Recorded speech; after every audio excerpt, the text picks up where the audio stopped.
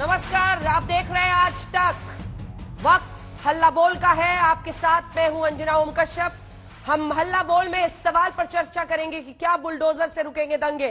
लेकिन उससे पहले इस वक्त की बड़ी खबर के साथ बुलेटिन की शुरुआत कर रहे हैं। बुलडोजर वाले एक्शन पर अक्सर सवाल खड़े करने वाले एआईएमआईएम के अध्यक्ष असदुद्दीन ओवैसी ने जहांगीरपुरी में बुलडोजर वाले एक्शन पर सवाल दाग दिए हैं। ओवैसी कह रहे हैं कि ये टारगेटेड एक्शन है, सिर्फ मुसलमानों को निशाना बनाया गया है। ओवैसी ने पूछा कि आखिर सिर्फ मस्जिद वाले अवैध निर्माण पर बुलडोजर क्यों चला, मंदिर पर क्यों नहीं चला बुलडोजर?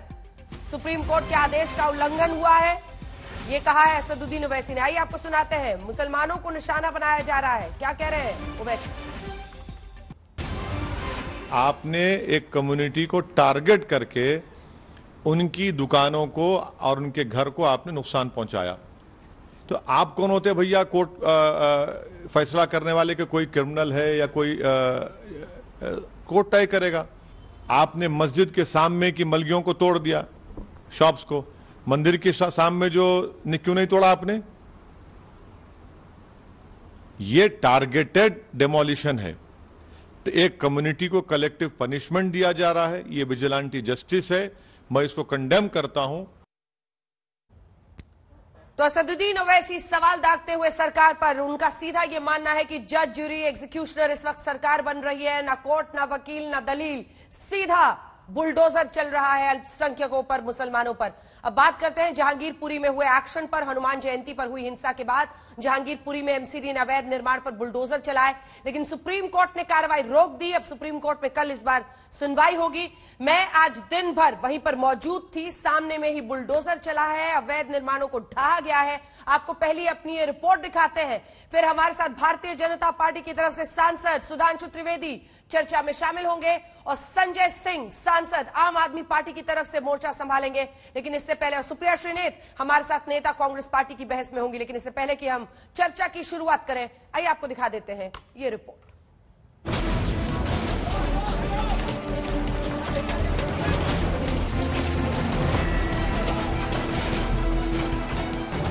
अवैध निर्माण ध्वस्त कर दिए गए। बुलडोजर ने ना मस्जिद देखा, ना मंदिर, ना दुकान देखी और ना ही मकान। जो कुछ भी अवैध था उसे गिरा दिया। जहांगीरपुरी में बुलडोजर वाले एक्शन की एक एक तस्वीर आज तक के कैमरे में कैद होती रही और सबसे पहले आप तक हमने पहुंचाया।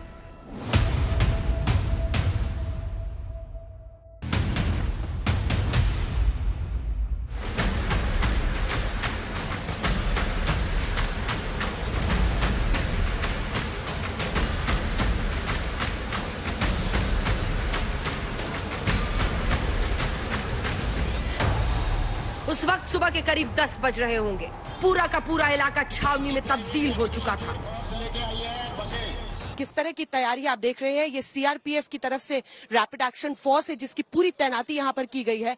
ऐसे इलाकों पर छतों से, हालांकि आजकल मोबाइल रहता है, लोग वीडियो बनाते हुए आपको दिखाई देंगे। बच्चे, कई घरों में बहुत ज्यादा डर है, भय है इस बात को लेकर कि किस घर पर बुलडोजर चलेगा। यहाँ की हम आपको दिखा रहे हैं, चप्पे चप्पे पर रिजर्व आर्म फोर्सेस की तैनाती है, यहाँ पर पुलिस की तैनाती है।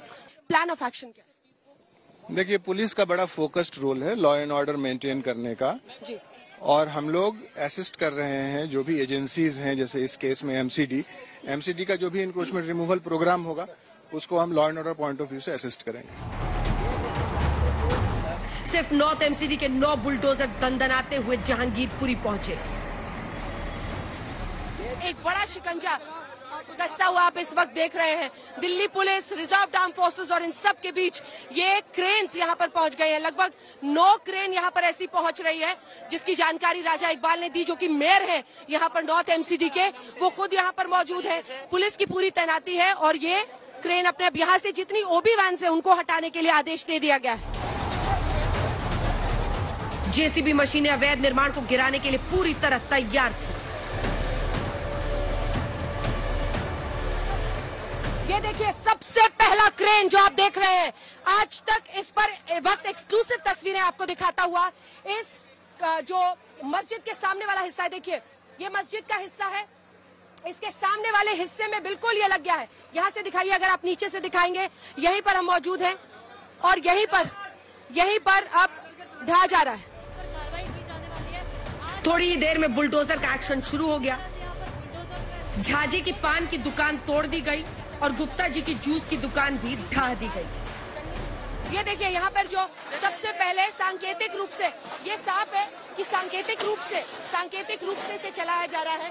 ये ऐतिहासिक तस्वीरें आप आज तक पर देख रहे हैं, जहाँ पर क्रेन से, बुलडोजर से जो यहाँ पर अवैध रूप से गाड़ियां या फिर जो पट्टी पर है, ये देखिए एक एक करके ये समान तस्वीरें आप देख रहे हैं और ये एक एक करके यहाँ पर गिरता हुआ दिखाई दे रहा है।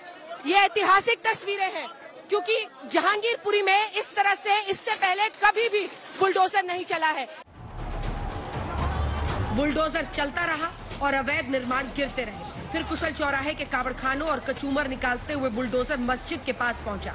उसी मस्जिद के पास जहां से 16 अप्रैल को पत्थरबाजी हुई थी हनुमान जयंती पर। ये वही मस्जिद है जहां से पहली बार हनुमान जयंती पर पथराव किया गया था।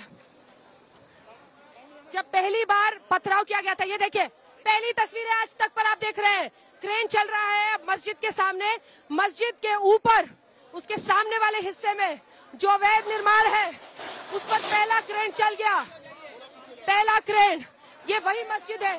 ये देखिए मस्जिद आप देख रहे हैं और मस्जिद के साथ साथ जो आगे वाला अवैध निर्माण है उस सब को ढाया जा रहा है।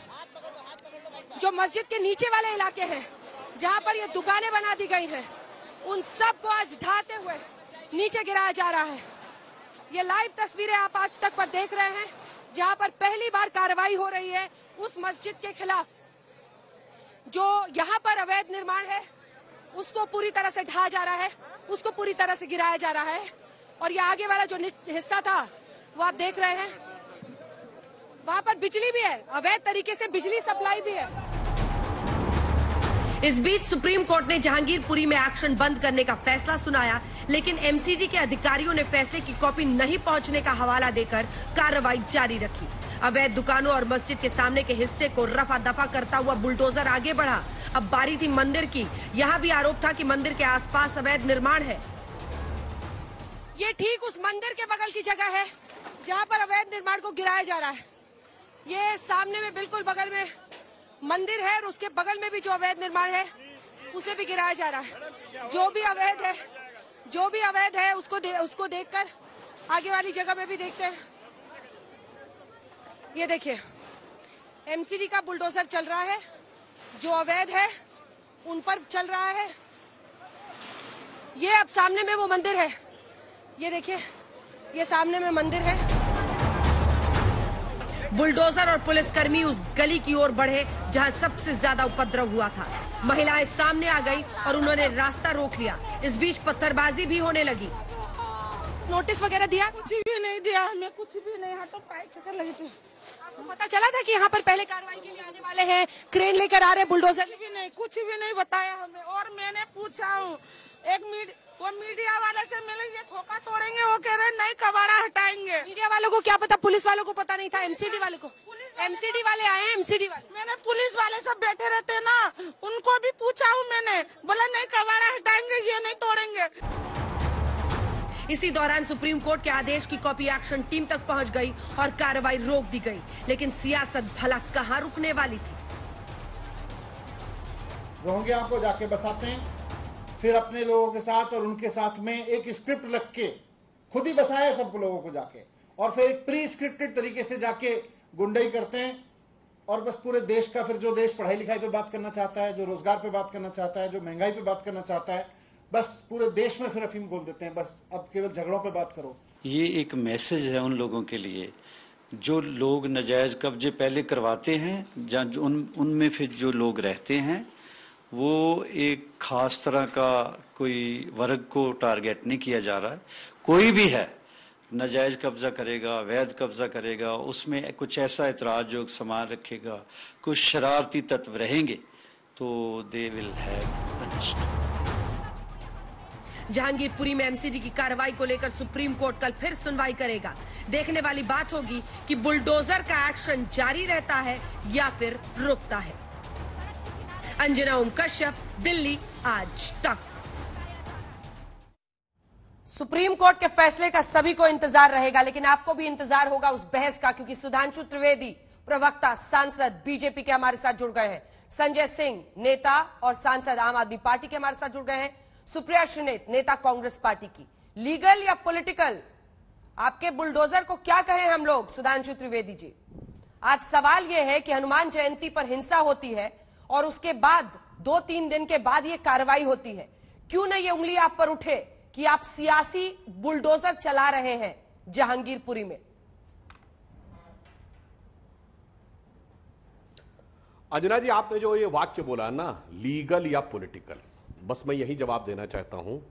अगर किसी ने इल्लीगल अतिक्रमण किया है तो ये उसके साथ, देश में इल्लीगली घुस आया है तो सीए एनआरसी में उसके साथ, अगर इल्लीगल हथियार है अंसार जैसे लोग, तो इन दोनों पार्टियों के किसी भी व्यक्ति ने एक बार भी घुमा फिरा कर भी उसकी आलोचना नहीं की। अगर किसी ने इल्लीगल ढंग से देश के विरुद्ध कोई गतिविधि की है बटाला हाउस इनकाउंटर में, तो दोनों उसके साथ। यहां तक कि अगर इल्लीगली देश के ऊपर संसद पे भी हमला हुआ है तो उस अफजल गुरु तक साथ। तो एक मकान अतिक्रमण के द्वारा टूटने से लेकर संसद को तोड़ने की साजिश तक हर इल्लीगल चीज को पॉलिटिकल मुलम्मा चढ़ाने का काम हमारे इन विरोधी दलों ने किया है।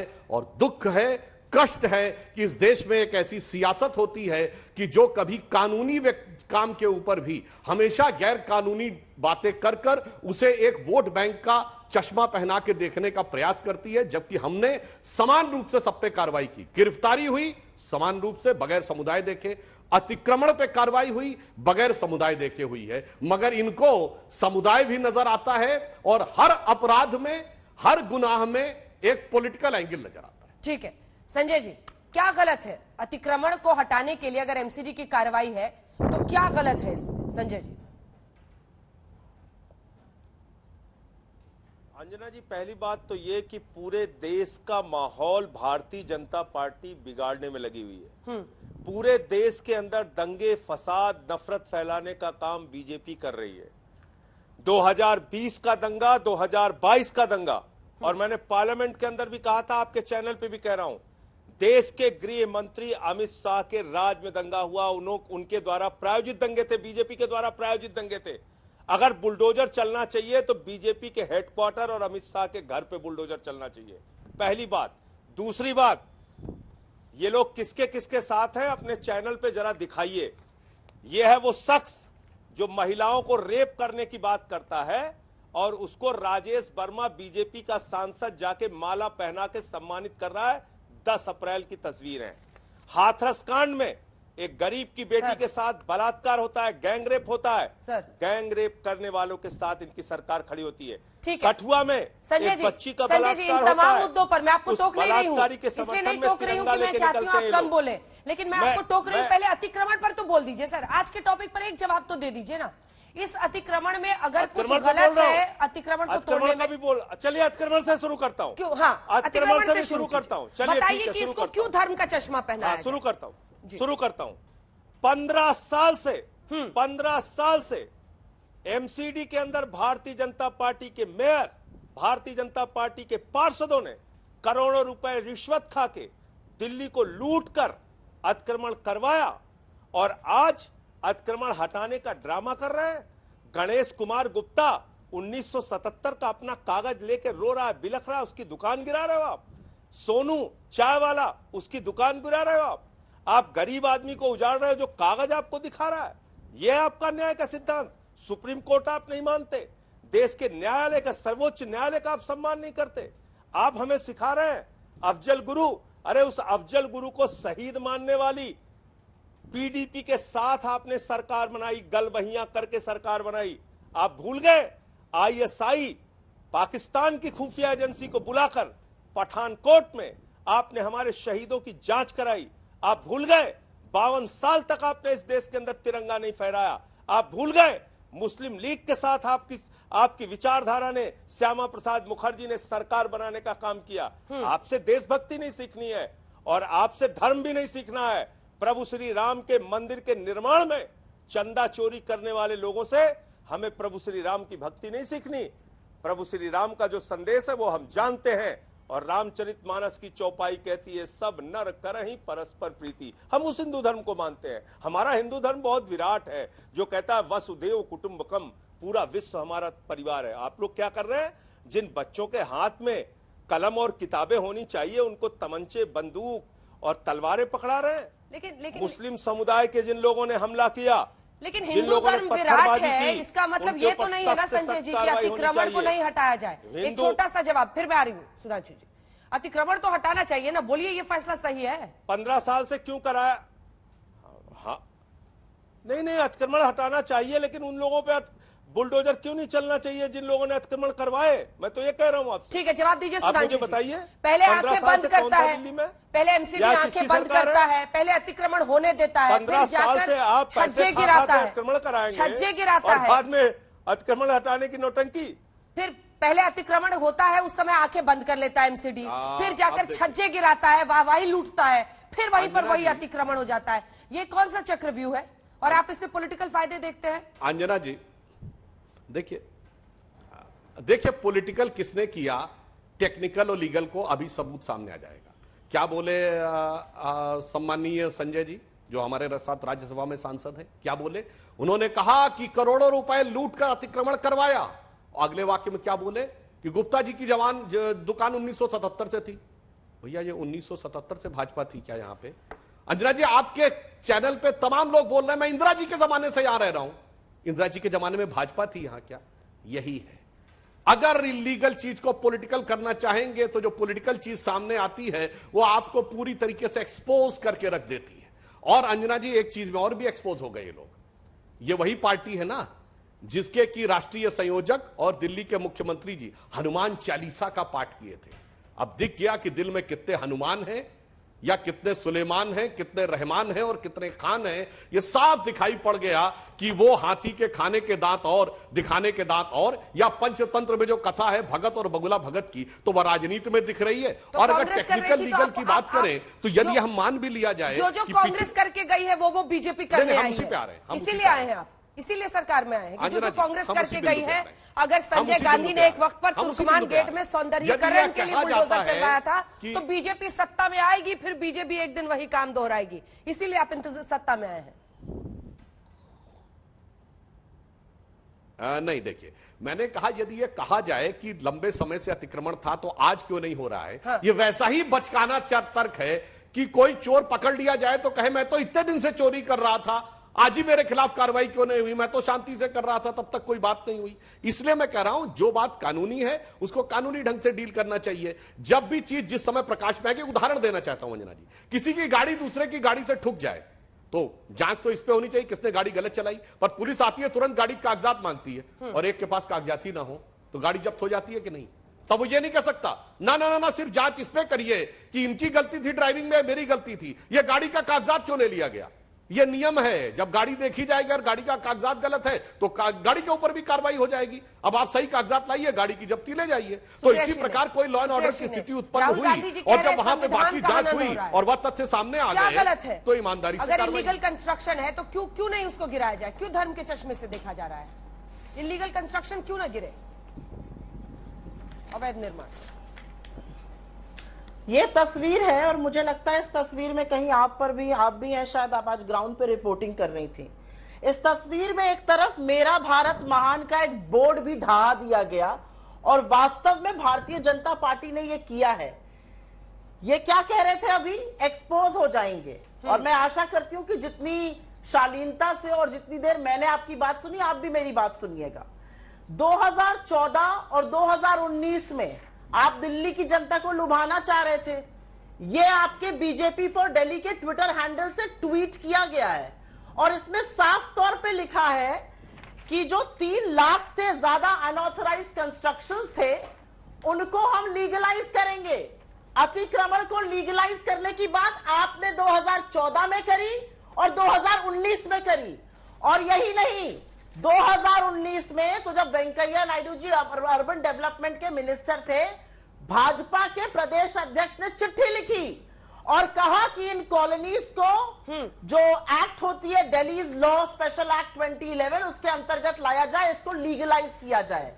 तो आप पहले कुछ कहते हैं अब कुछ और कहते हैं। एक बस मुझे छोटी सी बात ये मैं बोलना चाहती हूं और मैं ये बड़े पुरजोर तरीके से बोलना चाहती हूं, ये हिंदू मुसलमान की बात नहीं है, ये कानून पर ताला लगाने की, हमारे संविधान को बुलडोज करने की बात है।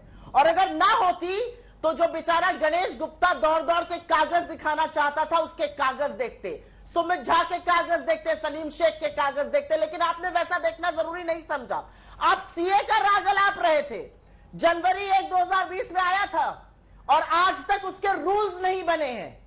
रोहिंग्यास पर अमित शाह जी ने एनआरसी के बारे में फरवरी 2022 में सदन में कहा, हमारे पास ऐसा कोई प्रपोजल नहीं है।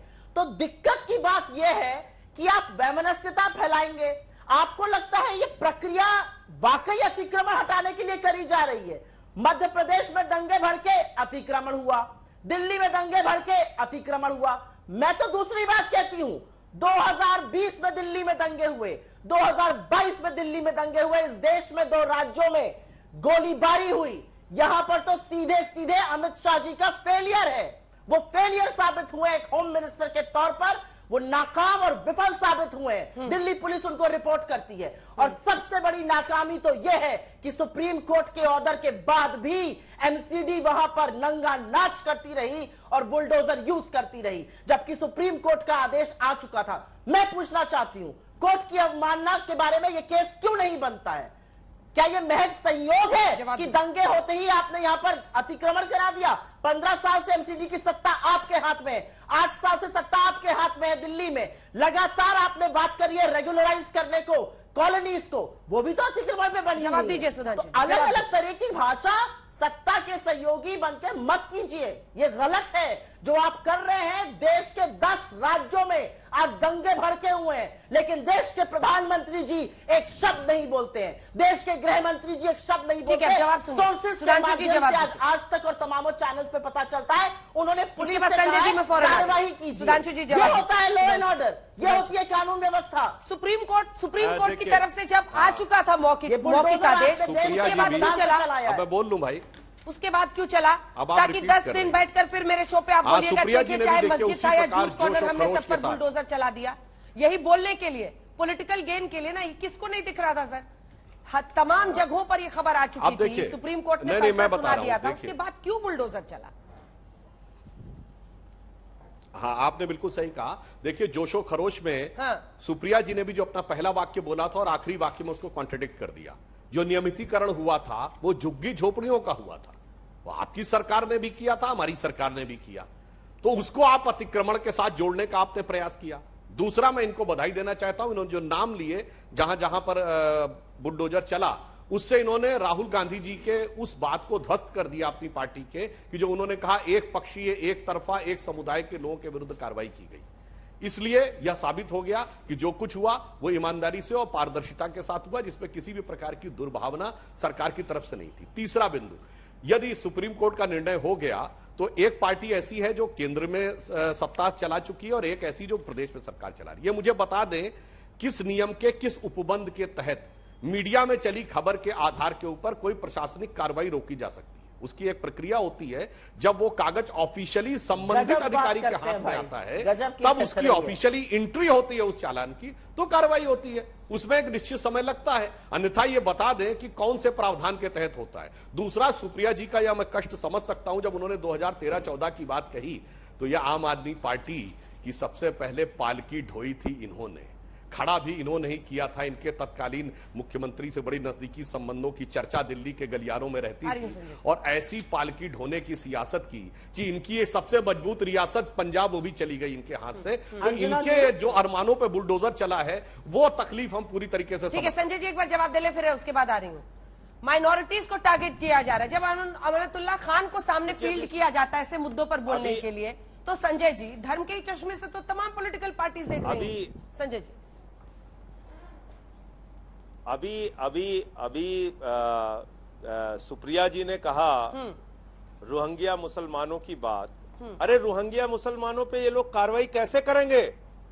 रोहिंग्या मुसलमानों के साथ तो साठगांठ करके दंगे करा रहे हैं ये लोग। गुंडों, लफंगों और दंगाइयों की पार्टी बनती जा रही है बीजेपी में। आपको आइए ये आंकड़े के साथ पूरे देश को पता चलना चाहिए। अंजना जी, मैं पढ़ के बता रहा हूं, ये 3 फरवरी 2021 को इनकी सरकार का दिया गया जवाब है पार्लियामेंट में, और राज्यसभा के अंदर दिया गया जवाब है, इसको मैं पढ़ रहा हूं। ये क्या कह रहे हैं कि हां साहब, As per reports, illegal Rohingya immigrants are presently staying in India, mostly in the states of Jammu and Kashmir, Telangana, Haryana, Uttar Pradesh, Delhi, Rajasthan, Tamil Nadu, West Bengal, Assam, Karnataka and Kerala.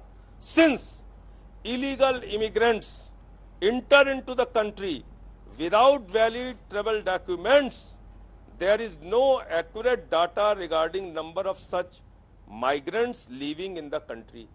ये कह रहे हैं इनको पता ही नहीं कितने संख्या में रोहिंग्या मुसलमान हिंदुस्तान के अंदर हैं। 8 साल से इनकी सरकार कर क्या रही है? बीजेपी आप सो रहे हैं ये लोग। बीजेपे आप कह रहे हैं ये बता रहे हैं देश के तमाम राज्यों में रोहिंग्या मुसलमान हैं, उन पे कोई कार्रवाई मिलकर साजिश रची है बीजेपी। एक सेकंड मैं पूरी कर लूं बात, 1 मिनट में बात नहीं अंजना जी, मैं बात पूरी कर लूं अपनी। मैं ये कहना चाहता हूं कि आपका सरकार, और दूसरा इनका एक बयान है कि 3400 दंगे 4 साल में हुए। ये भी इनके सरकार का बयान है, संजय सिंह का बयान नहीं है। मोदी जी के राज में 3400 दंगे इस देश के अंदर हुए हैं 4 साल के अंदर। ये दूसरा इनका बयान है। तो मैं आपसे ये कह रहा हूं कि आपसे लोगों ने उम्मीद की थी आप महंगाई कम करेंगे, बेरोजगारी दूर करेंगे, काला धन लाएंगे, अशिक्षा दूर करेंगे, अस्पताल बनवाएंगे, स्कूल बनवाएंगे, सबका विकास करेंगे। आप दंगे करवा रहे हैं देश के अंदर और रोहिंग्यास के साथ मिलकर ये काम करा रहे हैं। आप जवाब दीजिए। आपने क्यों अब तक कोई रोहिंग्या पे कार्रवाई नहीं की? आप बताइए। 8 रोहिंग्या को हिंदुस्तान से निकाला आपने। बांग्लादेश के प्रधानमंत्री से हमारे देश के प्रधानमंत्री मिलते हैं, हमारे विदेश मंत्रियों की आपस में मीटिंग होती है, विदेश सचिवों की आपस में मीटिंग होती है। एक रोहिंग्या को आज तक निकाला आपने? किसी को आपने यहां से हटाया? वो सीधा कह रहे बीजेपी रोहिंग्याओं के साथ मिलकर ये दंगे करा रही है। जवाब दीजिए। और दिल्ली कोई काला हांडी नहीं है अंजना जी, दिल्ली कोई काला हांडी नहीं है अंजना जी। यहां अगर सुप्रीम कोर्ट ने फैसला दिया, सारे चैनल्स पे चल गया, डिजिटल इंडिया की बात करते हैं ये लोग, इनके अधिकारियों के पास भी वो खबर पहुंच गई होगी। अब उपबंध और धारा और कौन सा नियम और कौन सा चिट्ठी पूछ रहे हो आप? अरे आपको गरीबों को उजाड़ना है, गणेश गुप्ता को उजाड़ना है, सोनू को उजाड़ना है, झा की दुकान उजाड़ना है, आप उजाड़ने में लग गए। और दुर्भावना तो यही है कि 77 से उसके पास कागज है, वो दिखा रहा है, आप देखने को तैयार नहीं। 31 मार्च 2022 को 31 मार्च 2022 को 1 सेकंड सर, 31 मार्च 2022 को सीजेआई एनवी रमन्ना ने डिजिटल प्लेटफॉर्म शुरू किया था, fast and secure transmission of electronic records के लिए। उसमें बाकायदा कहा गया था कि सेंड बटन और उसके बाद फौरन आदेश पहुंच जाएगा। आज लोग सवाल खड़े कर रहे हैं क्योंकि तब तक मैं भी लाइव वहां पर मौजूद थी सुधांशु जी, और तब तक मस्जिद तक आपका ये क्रेन नहीं पहुंचा था। क्या इसीलिए ये पूरा ट्रांसमिशन में डिले हुआ है? क्योंकि अगर पहले से ही डिजिटल प्लेटफॉर्म लॉन्च है वो तो सेकंड्स में पता चल जाता है। छोड़िए, मत देखिए टीवी, मत देखिए इलेक्ट्रॉनिक आप प्लेटफॉर्म्स को, लेकिन अगर कोर्ट ने एक सिस्टम बनाया है तो उससे क्यों नहीं पहुंचा फैसला? मैं इस बात का जवाब देता हूं। देखिए तथ्य कैसे किस रूप में रखे जा रहे हैं। अभी संजय सिंह जी क्या बोले कि 4 साल में 3400 दंगे। भाई 4 साल में दिन कितने होते हैं? लगभग 1400 और 3400 दंगे, यानी हर दिन में 3 दंगे। हर दिन में 3 दंगे देश में हुए हैं क्या? ये कौन सी सरकार के बयान को झूठ कह रहे हैं? दूसरों को भरमाने वाली लाने वाली यह पार्टी है। अरे मैं कह रहा हूं वो दंगा नहीं भाई। अरे भैया, कहीं पर देश में कोई भी झड़प हुई, किसी 2 लोगों में टकरार हो गई, सबको दंगा कह दिया गया। कम्युनल दंगा, मैं तो सिर्फ ये कह रहा हूं। अरे भाई पूरे देश भैया कम्युनल राइट्स पढ़िए क्या मान्यवर, मैंने सिर्फ एक फैक्ट कहा। अब ये देश की जनता को निर्णय लेने दीजिए कि हर दिन इस देश में 3 दंगे हुए हैं क्या, तो समझ में आ जाएगा कि जो भी व्यक्ति जिस डाटा को प्रस्तुत कर रहा है वो किस रूप में प्रस्तुत कर रहा है। और आपकी पार्टी, अरे भाई अब आपने अपने टर्न पे बोलिए साहब। देखिए और आपकी पार्टी का इसमें क्या कहा जा सकता है? आपकी पार्टी और सुप्रिया जी की पार्टी गजब के तर्क देती है। ये अप्रैल 2022 है अंजना जी, अप्रैल 2021 में ये लोग बयान दे रहे थे कि बच्चों का वैक्सीन विदेश भेज दिया, जबकि बच्चों का कोई वैक्सीन अप्रैल 2021 तक बना ही नहीं था। भारत छोड़िए दुनिया में नहीं बना था। और बाकायदा भैया बहना के ट्वीट हैं और इनके उप मुख्यमंत्री का बाकायदा प्रेस में आके दिया गया बयान है कि हमारे बच्चों को वैक्सीन बाहर भेज दिया। ये मैंने सिर्फ उदाहरण इसलिए भेजा कि ये कितने तथ्य किस रूप में रखते हैं। अब जो तीसरा प्रश्न आपने कहा, डिजिटल इंडिया है, बिल्कुल। जब डिजिटल ट्रांसमिशन होने लगा भुगतान के लिए तो वह वैलिड हो गया। परंतु अभी मैंने इनसे पूछा, दोनों लोग सत्ता में रहे, इसमें कोई किंतु परंतु नहीं है। ये केवल ये बता दें कि कौन सी धारा के तहत मीडिया में चली खबर के आधार के ऊपर निर्णय लिया जा सकता है, ये मुझे बता दे। मैं खेद व्यक्त करने को तैयार हूं अपना बयान वापस लेके, और अन्यथा सरकार चलाने वाले लोग कानूनी मामलों पे, अब आपके पहले बयान पे आता हूं, लीगल मामले में पॉलिटिकल एंगल देने का प्रयास न करें। जल्दी से सुप्रिया जी आपका जवाब इस पर। देखिए आपने तो इनकार किया, लेकिन राहुल गांधी ने कहा है targeting of poor and minorities. इसको धर्म का चश्मा क्यों पहना रहे राहुल गांधी? क्या पहनाने की जरूरत है? वहां पर हर धर्म के लोगों के, जो पहला बुलडोजर चला, मैं वहां पर मौजूद थी, झाजी की पान की दुकान थी, उस पर चली, और जिस गणेश गुप्ता की आप लोग बार बार दुहाई दे रहे हैं वो हिंदू है, तो फिर क्यों इसको धर्म के चश्मे, माइनॉरिटीज क्यों लिखना पड़ा? क्यों माइनॉरिटीज लिखा गया है? इसलिए लिखा गया अंजना जी, क्योंकि जब ये दंगा हुआ, हाँ। बिना परमिशन की ये शोभा यात्रा निकाली गई, और उसके बाद जब हिंसा भड़की तो वीएचपी के प्रेम शर्मा जी को सिर्फ क्वेश्चनिंग के लिए बुलाया गया, उनको गिरफ्तार नहीं किया गया। एक लड़का बिना हेलमेट के निकलता है, आरएसएस वाले घुसकर कहते हैं अगजनी कर देंगे, दिल्ली पुलिस के कार्यालय में घुसकर ये कहते हैं, उसको छोड़ दिया जाता है। लेकिन एनएसए के तहत बाकी लोग गिरफ्तार हैं, और अगर वीएचपी ने जिस तरह का बयान दिया कि दिल्ली पुलिस तुम्हें सबक सिखा देंगे, अगर भगवान न करे किसी और समुदाय ने दिया होता तो अब तक यूएपीए के अंदर जिंदगी भर अंदर हो गए होते जेल के। इसलिए ये कहना जरूरी है। देखिए अंजना जी, दिक्कत की बात यह है, और ये समझनी पड़ेगी, ये आग पूरी बस्ती में लगी है, ये किसी का घर नहीं बख्शेगी, ये ना हिंदू को छोड़ेगी ना मुसलमान को छोड़ेगी। तो आज झा जी या गुप्ता जी फंस गए, फंसना उनको नहीं था, लेकिन दिक्कत की बात यह है कि सरकार को जिस पर बुलडोजर चलाना चाहिए, महंगाई पर, गुर्बत पर, बेरोजगारी पर, उस पर नहीं चलाएंगे। एक रोजगार नहीं बनाएंगे, लेकिन लोगों का जीवन यापन, लोगों के 20-20 साल के ठेले, गरीबों का आशियाना ध्वस्त कर देंगे। ये इनकी नैतिकता है। और मैं एक छोटी सी बात कह के अपनी बात जरूर समाप्त करना चाहती हूं, और वो छोटी सी बात यह है कि बुलडोजर का पाठ तो भाई हमारे यूपी के बाबा ने सिखाया, योगी जी ने सिखाया, वो पाठ सीख गए मामा जी भी, लेकिन मामा जी को भी करना नहीं चल गया और बड़े गलत तरीके से सीख गए अमित शाह जी। लेकिन एक मिनट बुलडोजर बाबा पॉलिटिकली फायदा पहुंचा गया। देखिए नहीं चला। सुनिए, बहुत अच्छी बात है, सुनिए मेरी बात, नहीं मेरी बात सुनिए आप, चला नहीं, क्योंकि योगी आदित्यनाथ जी के ऑफिशियल ट्विटर हैंडल से यह कहा जाता है कि कोई भी शोभा यात्रा, धार्मिक जुलून बिना विधिवत अनुमति के ना निकाले जाए। उनको जो 80-20 करके जीतना था चुनाव, वो जीत गए। अब वो शासन की बात कर रहे हैं, अब वो कानून की बात कर रहे हैं, अब वो कह रहे हैं कोई भी शोभा यात्रा जो प्रायः नहीं निकलती हो, नहीं निकल सकती है बिना परमिशन के। ये कर रहे हैं योगी जी, लेकिन गलत पाठ पढ़ा लिया अमित शाह जी ने, और सबसे विफल गृह मंत्री बन गए। उनकी नाक के नीचे देश की राष्ट्रीय राजधानी में 2-2 दंगे हो जाते हैं, और अमित शाह सूत्रों के माध्यम से पुलिस से कहते हैं कड़ी कार्रवाई कीजिए। 2 सवाल। दिल्ली पुलिस की कार्रवाई सिर्फ 21 साल की लड़कियों को डराने धमकाने तक सीमित है, और यही सच है, डराने धमकाने तक सीमित है दिल्ली पुलिस की कार्रवाई, और ये हेकड़ी, ये सच है। और उसके बाद भी साक्ष्य नहीं मिलता है, कोर्ट में मुंह की खानी पड़ती है। सुधांशु जी आज खुलकर बोलिए, ठीक है, जो होगा अगर एमसीडी की कार्रवाई सही नहीं होगी तो सुप्रीम कोर्ट में ये कहीं से कल ठहर नहीं पाएंगे। लेकिन सुधांशु जी 2 सवाल है आपसे, क्या आप जानते हैं या सोचते हैं कि देश की जनता इतनी भोली है कि उनको समझ में नहीं आ रहा है? देश के गृह मंत्री ने कहा सख्त कार्रवाई हो दंगा करने वालों के खिलाफ।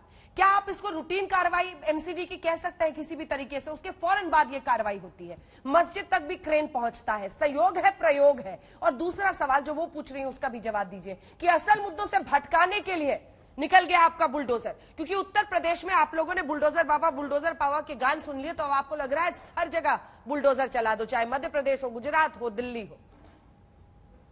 लेकिन उन्होंने बुलडोजर छोड़ दिया है, उन्होंने छोड़ दिया बुलडोजर। अमित शाह जी के बारे में तमाम बेचारे पकड़ लिए।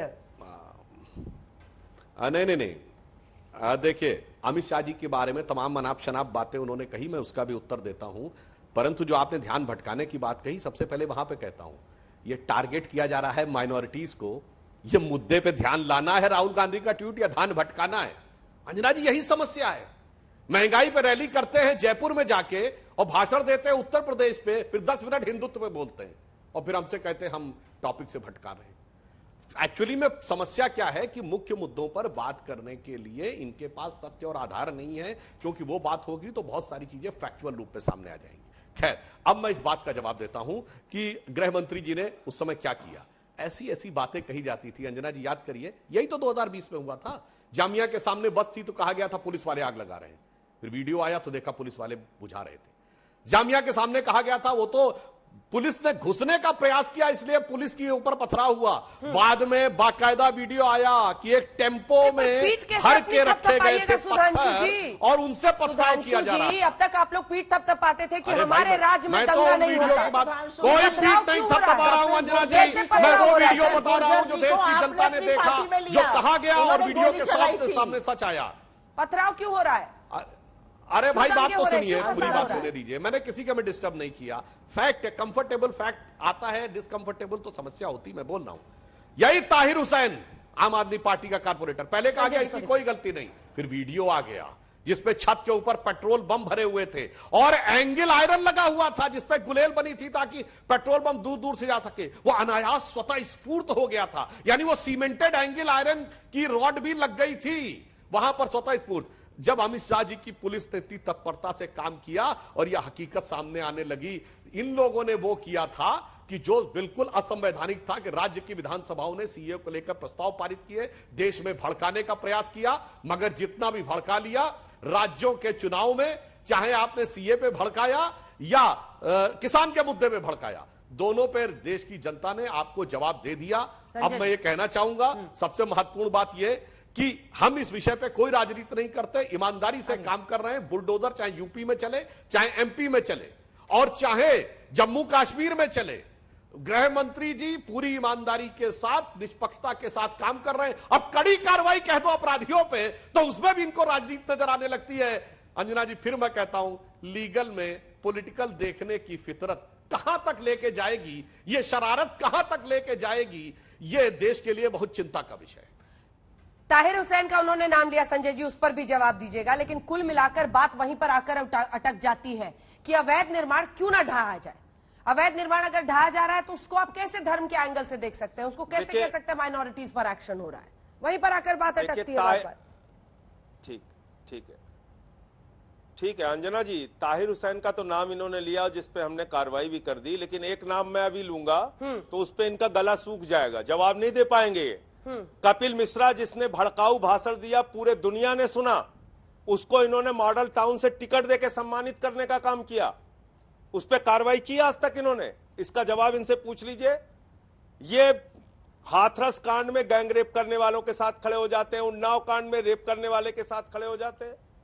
और मैं तो आज हैरान हूं, सुधांशु जी, आपकी सरकार झूठ बोलती है सदन में, सदन के अंदर झूठ बोलती है आपकी सरकार। ये 3400 दंगे गृह मंत्रालय का जवाब है, और मैं ईयर वाइज पढ़ के बता दे रहा हूं कि 2016 में 869 दंगे, 2017 में 723 दंगे, 2018 में 512 दंगे, 2019 में 438 दंगे, ये 857 दंगे 2000। ये आप बताइए, ये झूठ बोल रही है आपकी सरकार सदन के अंदर, और इसमें बाकायदा कम्युनल राइट्स लिखा हुआ है। वो सदन के आंकड़े तो मैं तो प्रिविलेज दूंगा, अगले मैं आपके चैनल पे कह रहा हूं, अगले सदन के सत्र में मैं इस जवाब में पढ़िए ये कह रहे हैं झूठा जवाब है, तो मैं इनके खिलाफ सदन में पढ़िए क्या लिखा है, वाक्य पढ़िए, पढ़ के सुनाइए। करूंगा कि आप सदन को गुमराह कर रहे हैं, सुनाइए। आपकी सरकार सदन को गुमराह कर रही है, देश को गुमराह कर रही है, दंगे कराने, पूरे देश में दंगे कराने का पढ़िए, मैं यहाँ टीवी पे कर रहा हूं, आप पढ़िए, 3400 दंगे देश में हुए, आप कह रहे हैं झूठ बोल रहे हैं, आपकी सरकार झूठ बोल रही है। पढ़िए, अंग्रेजी में लिखा, हिंदी में नहीं लिखा, पढ़ के बताइए, पढ़ के बताइए, पढ़िए। कम्युनल राइट्स लिखा हुआ है, हाँ मैं पढ़ के सुना रहा हूं, क्या लिखा सुना रहा हूं, बोलिए। अंग्रेजी में सदन की कार्रवाई में क्या लिखा हुआ है?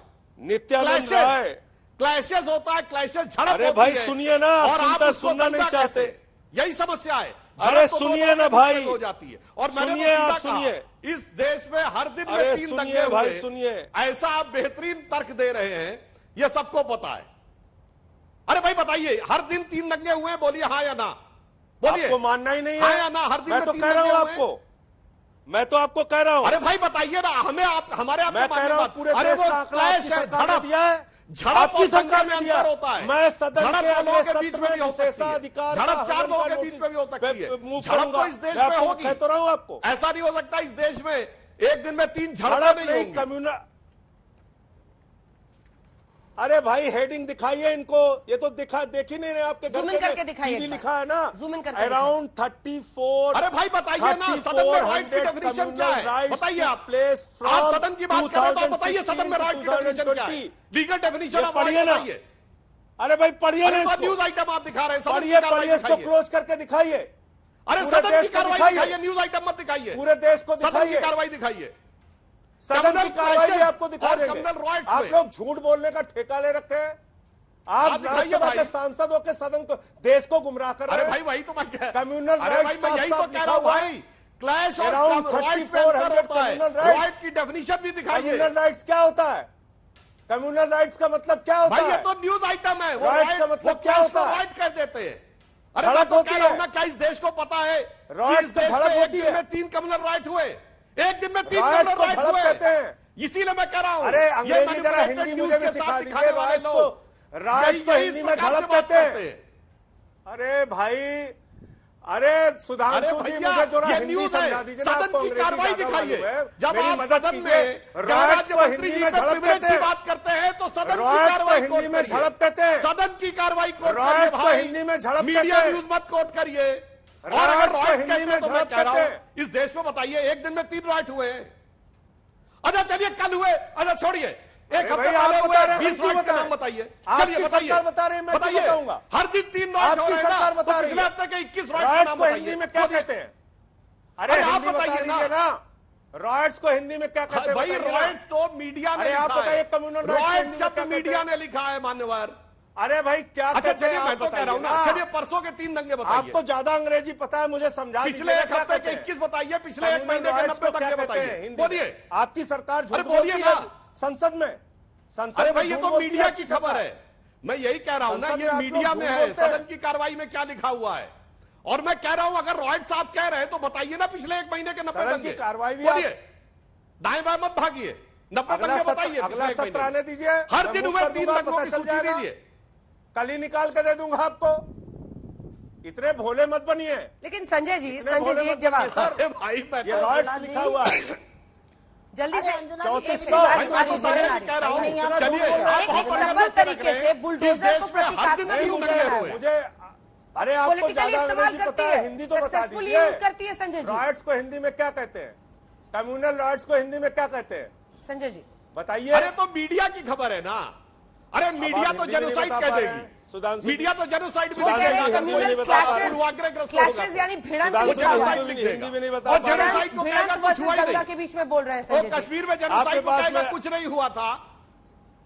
इसलिए अंजना जी अब आप मुझे बोलने का मौका नहीं देंगी क्या? बोलिए सुप्रिया जी बोलिए। अंजना जी जरा बोलने दीजिए। अंजना जी 10,000 लोगों ने दंगों को तो राइट्स ही कहा जाता है, सुधांशु जी, जो अंग्रेजी और हिंदी मुझे पता है और बाकी लोगों को पता है। 10,000 लोगों ने इस देश में नागरिकता के लिए आवेदन किया हुआ है सीए के बाद, जो आपने 1 जनवरी 2020 को झुंझुना बजाया था। अभी तक रूल्स नहीं बने, बता पाएंगे ऐसा क्यों है? दिक्कत की बात सुधांशु जी ये है कि आपकी सरकार जो है वो लगातार बरगलाने का काम करती है। और अंजना जी एक बड़ी बात कहती हूं, बड़ी बात यह है कि जब दंगे होते हैं, मान लीजिए हिंदू और मुसलमानों में, और दोनों ही हाथों से ताली बजती, जिसने पत्थर फेंका उसने भी गलत काम किया, जिसने मां बहन की गाली देके मस्जिद में जाकर उदंडता करी उसने भी गलत काम किया। लेकिन जब दंगे होते हैं तो मरहम, लेप, सौहार्द लगाने का काम सरकार करती है। अभी वहां पर स्थिति नाजुक है, संवेदनशील है, बजाय वो करने के सरकार ने वहां जेसीबी भेज दी। भैया पहले तो ये पता करो कि जेसीबी बनने का कोई कॉन्ट्रैक्ट तो नहीं निकलने वाला है, और कहीं सरकार के पूंजीपति मित्रों को तो नहीं मिलने वाला है, क्योंकि लगता ऐसे ही है। जेसीबी जिस तरह से यूज हो रही है, और इनके तथाकथित बड़े प्रिय पत्रकार पूछ भी रहे हैं कि जेसीबी इंपोर्ट करी जाएगी कि देश में बनेगी, हो सकता है जेसीबी का कॉन्ट्रैक्ट निकलने वाला हो। बजाय सौहार्द करने के, बजाय मरहमों पे लेप लगाने के, बजाय सुधांशु जी 2 लाइन में जवाब, 2 लाइन में जवाब, सरकार वहां 2 लाइन में जवाब, वक्त खत्म हो चुका है। 2 लाइन में जवाब, गजब बात, गजब कर देते हैं आप लोग। जल्दी से 2 लाइन में जवाब। और सुधांशु जी तो अपनी नहीं, सुप्रिया जी ने जो बोला ना, मैं इनकी बात से एक कदम आगे जाता हूं। सदन में झूठ बोल रहे हैं। देखिए अरे भाई सुप्रिया जी ने जो बोला, अरे मरहम नहीं लगाया जाता है सुप्रिया जी, आंसू बहाए जाते हैं। सवाल का जवाब सुप्रिया जी आंसू बहाए जाते हैं। आंसू बहे जाते हुए बताना उस इनकाउंटर के आरोपियों के लिए सोनिया जी की आंखों में आंसू आ गए थे। आप तो हक की बात बोली, मरम नहीं, आप तो आंसू बहा देते हैं, आप तो छाती पीटने लगते हैं, अगर ऐसा है आपको वो अपने लगने लगते हैं, आपको भटके हुए नौजवान लगने लगते हैं। ये बात तो गवर्नर बोल रहे हैं, तो क्या वो झूठ बोल रहे हैं? क्या मोदी जी 700 नहीं? अरे भाई बताइए किसान। चलिए ठीक है, यहीं पर हमें इस बहस का अंत करना पड़ेगा। क्या बुलडोजर चलने से रुकेंगे दंगे? जहांगीरपुरी में जो एक्शन पुलिस की तरफ से किया गया है उसकी तस्वीरें भी आपने देखी, उसी पर बहस देखे। आम आदमी पार्टी से लेकर कांग्रेस सरकार को घेर रही है। सरकार कह रही है जो अवैध निर्माण होगा वो टूटेगा।